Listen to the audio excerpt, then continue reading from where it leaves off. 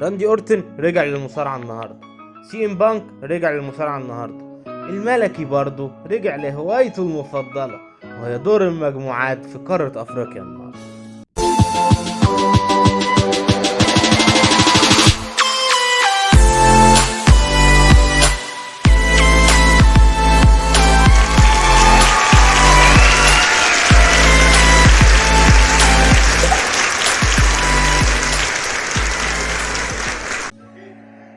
دي بين سبورت واحد، ماتش توتنهام واستون فيلا ملناش دعوة بيها.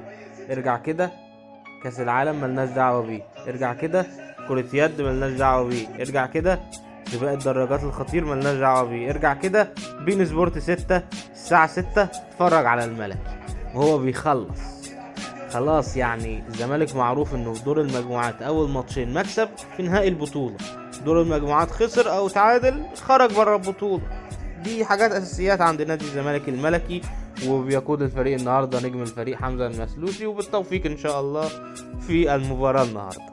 في حاجة لاحظتها هنا صحيح، مكتوب الافريقي التونسي ضد فريق دريم، فريق الاحلام. يعني انا مش مراجع المجموعات، بس تقريبا طالما نفس القناة اللي هيجي عليها ماتش الزمالك فبقول دي مجموعة الزمالك اكيد، يعني فريق الاحلام انضاف عندنا في المجموعة.